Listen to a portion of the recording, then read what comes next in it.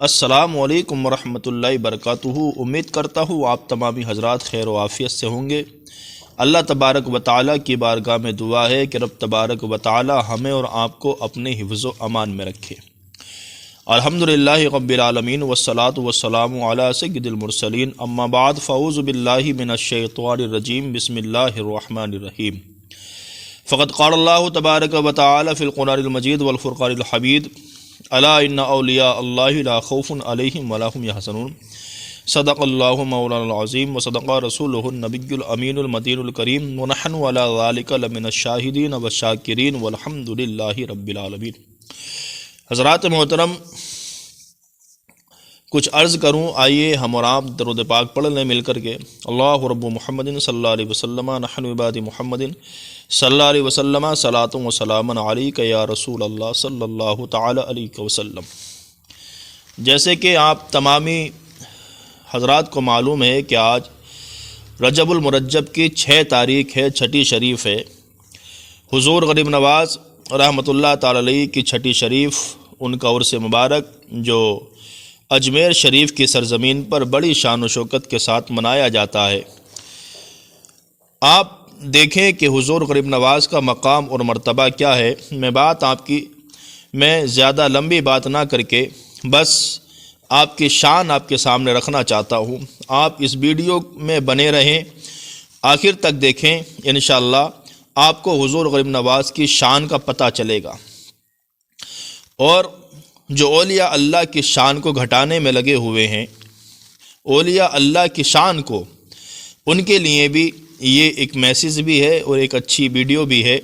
آپ آخر تک دیکھیں، اور آپ ہمارے چینل پر اگر نئے ہیں تو اس کو سبسکرائب کریں، آگے سے آگے اس کو شیئر بھی کرتے رہیں۔ دیکھیں، میرے حضور غریب نواز رحمۃ اللہ تعالی علیہ کے یوں تو بہت سارے خلیفہ ہیں، مگر جو خاص خلیفہ تھے، خلیفہ دو خلیفہ آپ کے بڑے خاص تھے، جن میں سے ایک کا نام ہے حضرت بختار کاکی رحمۃ اللہ تعالی علیہ، اور ایک کا نام ہے حضرت صوفی حمید الدین چشتی ناگوری رحمۃ اللہ تعالی علیہ۔ حضور بختار کاکی رحمۃ اللہ علیہ قطب الدین کو آپ نے دہلی سونپی، اور صوفی حمید الدین چشتی کو ناگور شریف میرے غریب نواز نے اس دین کی خدمت کے لیے بھیجا۔ اب دیکھیں، حضور غریب نواز کے یہ خلیفہ حضور بختار کاکی رحمۃ اللہ تعالی علیہ جب دہلی کی سرزمین پر پہنچتے ہیں اور دین کا کام جب کرنا آپ نے شروع کیا اور دین کا کام کیا الحمدللہ، تو اس وقت کے جو بادشاہ تھے شمس الدین التمش، جو کرسی پر بیٹھے ہوئے تھے، تو آپ بھی حضور بختار کاکی رحمۃ اللہ تعالی علیہ کے مرید ہو گئے، آپ کے پیر و مرشد بادشاہ کے حضور بختار کاکی رحمۃ اللہ تعالی علیہ بنے۔ وقت کے بادشاہ بھی جہاں پر اپنے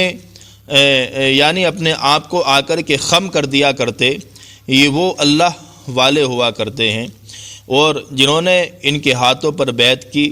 اور دیکھیں، حضور نے اس بادشاہ کو، حضور قطب الدین بختار کاکی رحمۃ اللہ تعالی علیہ نے اس بادشاہ کو حکومت کرنا سکھایا، اور جہاں بھی وہ گھبراتے تو ان کی رہنمائی آپ فرمایا کرتے تھے۔ یعنی پہلے جو لوگ تھے، اگر بادشاہ بھی ہوا کرتے تو وہ اللہ والوں سے جڑے رہتے تھے، ان کو معلوم تھا کہ اللہ والوں کے ساتھ اگر جڑے رہیں گے تو ہم کبھی بھی ناانصافی حکومت کے اندر کر نہیں سکتے ہیں۔ مگر ایک دور ایسا آیا، ایک وقت ایسا آیا، ایک بات اور ذہن نشین رکھیں کہ حضور خواجہ قطب الدین بختار کاکی رحمۃ اللہ تعالی علیہ جو ہیں، آپ ایک شہزادے تھے، بہت بڑے امیر گھرانے سے آپ تعلق رکھتے، مگر جب غریب نواز کے ہاتھوں پر آپ نے بیعت کی تو آپ نے گھر بار چھوڑ دیا۔ حضور غریب نواز کے پیچھے پیچھے ہندوستان تشریف لے کر کے آئے، اجمیر شریف آئے، یعنی سب کچھ ترک کر کے، دنیا کو چھوڑ کر کے حضور غریب نواز کے ساتھ اس دین کے لیے سفر کرنے لگے، اور حضور غریب نواز کے ساتھ ہی آئے تھے، بہت بڑے امیر تھے۔ مگر اب حال یہ ہے کہ آپ ایک حجرے میں رہتے ہیں اور دنیا کو ترک کر دیا آپ نے، مگر الغرض مختصر یہ ہے کہ ایک وقت ایسا آیا کہ آپ کا شہرہ بہت زیادہ دہلی کی سرزمین پر ہوا، لوگ آپ کو اللہ کا ولی سمجھنے لگے، اور آپ کے پیچھے پیچھے لوگ چلنے لگے۔ آپ جہاں بھی قدم رنجہ فرماتے تھے لوگ آپ کو دیکھتے اور وہاں نعرے تکبیر و رسالت سے استقبال حضور کا کیا کرتے تھے۔ مگر ایک دور ایسا آیا کہ کچھ لوگ ایسے ملے، آپس میں مشورہ کیا کہ اس اللہ والے کو بدنام کیا جائے۔ ایک اللہ والے کو بھی لوگوں نے اللہ کے ولیوں کو بھی نہیں چھوڑا، یعنی اللہ کے ولیوں کو بھی لوگوں نے الزام لگانے سے لوگ باز نہیں آئے۔ تو الزام کیا لگایا؟ ان لوگوں نے کیا مشورہ کیا کہ ایک فاحشہ عورت کو تیار کیا، اور تیار کرنے کے بعد اس سے کہا کہ تم بختار کاکی پر جو ہے الزام لگاؤ کہ میرے پاس جو یہ 2 مہینے کا بچہ ہے یہ حضور بختار کاکی قطب الدین کا ہے۔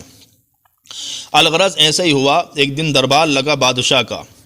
دربار میں بہت سارے درباری تھے اور وہاں پر جو اپنی آرزو تمنا لے کر کے آئے تھے، بادشاہ بیٹھ کر کے سب کا فیصلہ کر رہا تھا، مگر اتنے میں ایک رونے کی آواز آتی ہے، کوئی زار و کتار ایک عورت رو رہی ہے۔ بادشاہ نے کہا سارے فیصلے روک دیے جائیں، اس عورت کو بلاؤ جو رو رہی ہے۔ جب بلایا گیا اس عورت کو، اندر آئی، آنے کے بعد کہتی ہے روئی۔ بادشاہ نے پوچھا رونے کی وجہ، کہا وجہ تو بہت بڑی ہے، میں بتاؤں تو آپ یقین نہیں کریں گے۔ بادشاہ نے کہا بتاؤ تو صحیح ہوا کیا؟ تو عورت نے کہا کہ ایک شخص ہے جس نے مجھے دھوکہ دیا، میرے ساتھ غلط کام کیا، اور اس کے بعد اس کا جو نتیجہ ہے یہ 2 مہینے کا بچہ میرے پاس ہے، اور وہ مجھے چھوڑ کر کے اب چلا گیا، میرے ساتھ رہنے کے لیے تیار نہیں ہے، مجھ سے نکاح کرنے تیار نہیں ہے۔ بادشاہ وقت نے کہا کہ ایسا کون شخص ہے میری رعایا کے اندر، میری سلطنت میں ایسا شخص کوئی ہے؟ کیونکہ وہ لوگ انصاف پرست لوگ تھے، انصاف کرنے والے لوگ تھے۔ جب اتنا سنا تو بادشاہ آگ بگولا ہو گیا۔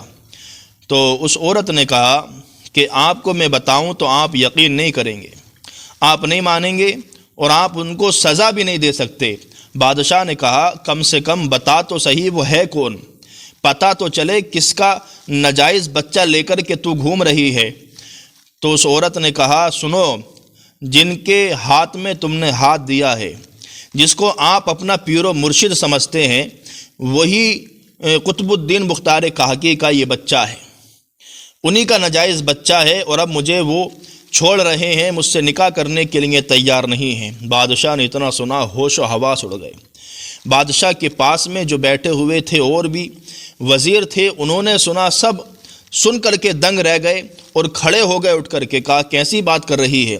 کہا یہ بات بالکل سچ ہے اور حقیقت ہے۔ یہ بات اڑتے اڑتے جب دہلی کی سرزمین پر عام ہونے لگی، کیونکہ جب کوئی اچھائی اگر سامنے آتی ہے تو اس کا تذکرہ نہیں ہوتا، مگر جب کسی کی کوئی خامی لوگوں کی نظر میں آ جاتی ہے تو اس کا شورا بڑا جلدی ہو جاتا ہے، لوگ اس کو بڑی جلدی شہر کے اندر اس بات کو پھیلا دیا کرتے ہیں۔ ایسا ہی اس وقت ہوا، اور جب بختار کاکی رحمۃ اللہ تعالی علیہ قطب الدین کو جب پتہ چلا، آپ نے سوچا میرے مولا، اس عمر میں آ کر کے آپ کی داڑھی مبارک سفید ہو چکی تھی، اس عمر میں آ کر کے یہ داغ میرے اوپر لگ گیا، اب مولا میں اس داغ کو کیسے دھوؤں گا؟ جب آپ نے اتنا سنا اور بادشاہ نے اجازت دی لوگوں کو کہ جاؤ حضور بختار کاکی کو بلا کر کے لے کے آؤ۔ الغرض آپ کو بادشاہ کے محل میں یاد کیا گیا، حضور بختار کاکی رحمۃ اللہ علیہ تشریف لے کر کے آئے، لاٹھی کے سہارے سے چل کر کے آتے ہیں۔ جیسے ہی محل میں آپ نے محل میں پہلا قدم رکھا، انٹر ہوتے ہیں، اندر تشریف لاتے ہیں، تو بادشاہ کے وزیر اٹھ کر کے کھڑا ہونا چاہتے تھے۔ آپ بختار کاکی رحمۃ اللہ علیہ ارشاد فرماتے میرے بچوں، کھڑے ہونے کی ضرورت نہیں ہے، آپ بیٹھ جاؤ، آج میں آپ کا پیر و مرشد بن کر نہیں آیا ہوں، آج تو میں اس کٹخرے میں، اس عدالت میں ایک مجرم بن کر کے آیا ہوں۔ جب آپ آ گئے، آنے کے بعد اس عورت سے بادشاہ نے کہا کہ بات سچ ہے، یہی تیرے بچے کے باپ ہیں؟ کہا ہاں بلا شک و شبہ یہی ہیں۔ بادشاہ نے کہا اچھا کوئی گواہ، کوئی ثبوت تیرے پاس ہو تو لا۔ اس عورت نے اشارہ کیا تو 4 انسان کلمہ پڑھنے والے، جن کے چہرے پر داڑھی بھی تھی، کلمہ پڑھنے والے لوگ تھے، انہوں نے آ کر کے جھوٹی گواہی دی۔ کہا بلا شک و شبہ ہم نے دیکھا ہے، تہجد کے وقت جب کوئی نہیں ہوتا تو اس عورت کو آتے جاتے ہم نے کئی مرتبہ دیکھا ہے۔ اللہ اکبر۔ دعا کرتا ہوں کہ رب تبارک و تعالی کلمہ پڑھنے والوں کو کبھی بھی ایسی حالات یعنی کلمہ جو پڑھنے والے لوگ ہیں وہ کبھی بکا نہ کریں۔ بک گئے، کس نے خریدا، کیسے خریدا، مگر ایک اللہ کے ولی پر بھی تہمت لگا دی۔ جب لگائی تو مختار کہکی ارشاد فرماتے ہیں، بادشاہ سے کہتے ہیں کہ مجھے اگر جب کوئی چارہ ہی نہیں بچا، آپ کی آنکھوں میں آنسو ہیں، کہا بادشاہ ایک رات کی تو مجھے مہلت دے تاکہ میں ایک رات اللہ کی عبادت کر سکوں اور میں اللہ سے کھل کر کے باتیں کر سکوں۔ بادشاہ کی آنکھوں میں آنسو، کہا آپ تو ہمارے آقا ہیں، اجازت کیوں مانگتے ہیں، آپ کو اجازت دے دی جاتی ہے۔ بادشاہ نے اجازت دی، آپ اپنے حجرے مبارکہ کے اندر تشریف لے کر کے گئے، نمازیں پڑھیں۔ پڑھنے کے بعد جب رات کو آپ اپنے حجرے میں بیٹھتے ہیں، زار و کتار رو رہے ہیں، آنکھوں میں آنسو ہیں، اور اپنے پیر و مرشد کو یاد کیا، اللہ تبارک و تعالیٰ سے دعائیں کرتے ہیں، کرتے کرتے اسی اشنا میں آپ کو نیند آ جاتی ہے۔ اب دیکھیں غریب نواز کی شان کیا ہے۔ جب نیند آ گئی حضور قطب الدین مختار کاکی رحمۃ اللہ علیہ کو، تو خواب میں میرے حضور غریب نواز تشریف لے کر کے آتے ہیں۔ ارشاد فرماتے ہیں، بیٹا مختار کاکی گھبرانا مت، میرے آنے کا انتظار کرنا، میں آ رہا ہوں۔ یہ اللہ والے ہوتے ہیں، اور میں تو یہ کہتا ہوں وہ آقا ہی کیا جو اپنے غلاموں کی خبر نہ رکھے۔ آقا وہی ہوتا ہے جو ہر حال میں اپنے غلاموں کی خبر رکھتا ہے۔ یہ غریب نواز ہیں جو اپنے غلاموں کی خبر رکھا کرتے ہیں۔ کہا کہ میرا انتظار کرنا۔ صبح کی سبیدی نمودار ہوئی، نماز فجر کے بعد پھر دربار لگا تو غریب نواز کے یہ خلیفہ حضور مختار کاکی رحمۃ اللہ علیہ نے بادشاہ سے کہا، بادشاہ مجھے ایک دن کی نہیں 3 دن کی مہلت اور دی جائے۔ کہا اس کی وجہ، اس مہلت کی وجہ کیا ہے؟ اتنی مہلت مانگی تو چمے گوئیاں دربار میں ہونے لگی، لوگ باتیں کرنے لگے، شاید الزام صحیح ہے، اس لیے مہلت پہ مہلت مانگے جا رہے ہیں۔ تو مختار کاکی ارشاد فرماتے ہیں، مہلت مانگنے کی وجہ یہ نہیں کہ میں ڈرتا ہوں سزا سے، وجہ یہ ہے کہ میرے پیر و مرشد نے مجھ سے وعدہ کیا ہے کہ وہ 3 دن کے اندر اندر دہلی کی سرزمین پر تشریف لے آئیں گے۔ لوگوں نے پھر باتیں کی کہ رات رات میں کون اجمیر شریف گیا، رات رات میں کون اجمیر شریف سے آیا جو تمہارا پیغام لے کر کے آیا یا پیغام پہنچایا، یہ روحانی باتیں ہمیں نہ بتائیں۔ کہا نہیں، مجھے یقین ہے میرے پیر و مرشد پر، آپ 3 دن کی اور مجھے مہلت دے دیں۔ کہا ٹھیک ہے، مہلت دے دی گئی۔ جب مہلت دی 2 دن گزر گئے، 1 دن 2 دن، تیسرا دن بھی آیا۔ تیسرے دن کا مغرب کے وقت تک آنے کا وعدہ حضور غریب نواز نے کیا تھا، مگر وقت عصر گزرنے لگا۔ عصر کے بعد جب مغرب کا وقت قریب آتا ہے تو حضور مختار کاکی کی بے چینی جو ہے بڑھتی چلی جاتی ہے۔ لوگ بھی دیکھ رہے ہیں کہ غریب نواز کب آئیں گے۔ حضور معین الدین چشتی کا جو وعدہ تھا وہ ابھی تک پورا نہیں ہوا، مگر جب مغرب کی اذان ہوتی ہے تو حضور مختار کاکی کی ایک چیخ نکل جاتی ہے۔ کہا کہ پیر و مرشد تم نے تو آنے کا وعدہ کیا تھا، ابھی تک آئے نہیں، مگر نماز مغرب پڑھانے کے لیے جب آپ مصلی پر کھڑے ہوئے اور نماز پڑھائی ہے، پڑھانے کے بعد جب آپ نے سلام پھیرا تو کیا دیکھتے ہیں؟ پیچھے حضور غریب نواز بھی نماز پڑھ رہے تھے۔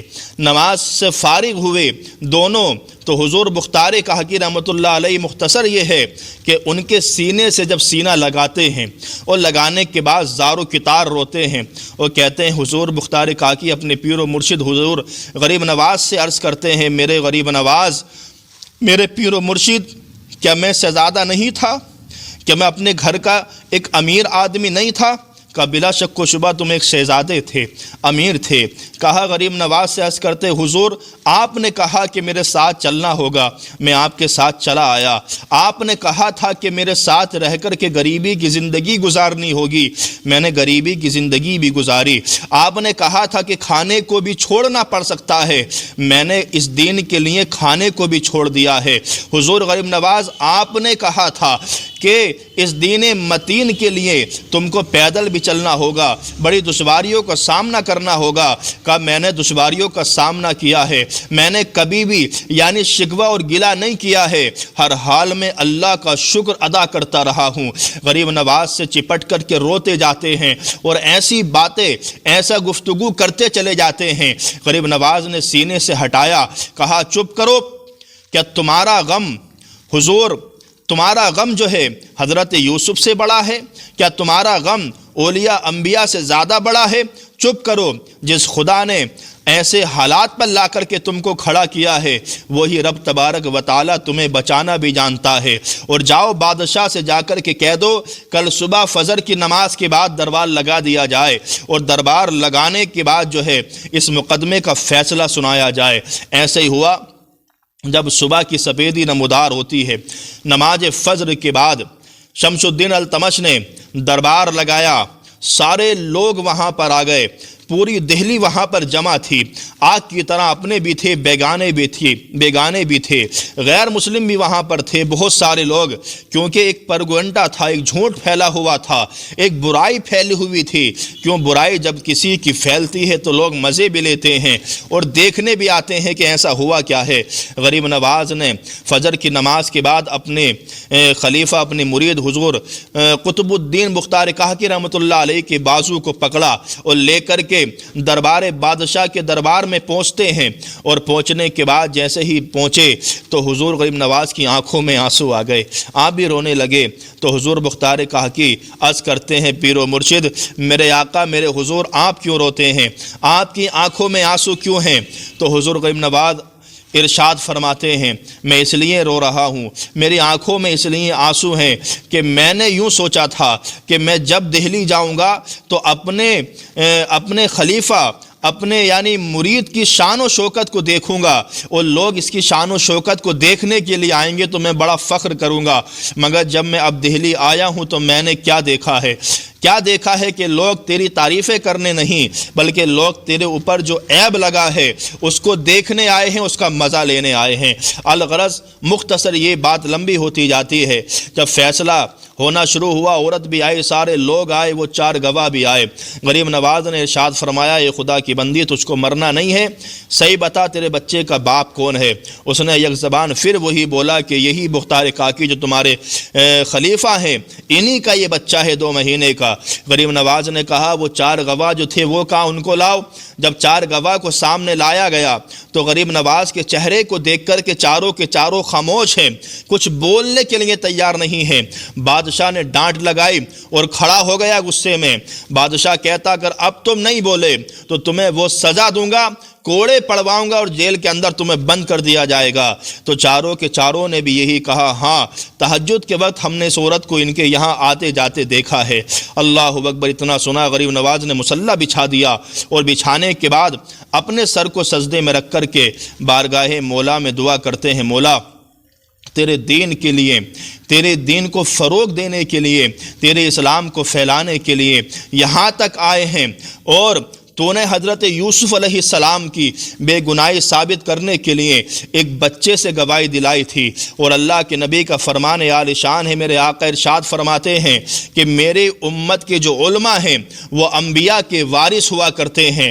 جب تو نے ایک بچے کی گواہی وہاں پر دلوا کر کے ان کی بے گناہی ثابت کرائی تھی، مولا آج میں دعا کرتا ہوں کہ اس بچے کو بھی آج گویائی عطا فرما، تاکہ میرا جو مرید ہے اس کی بے گناہی کو ثابت کر سکے۔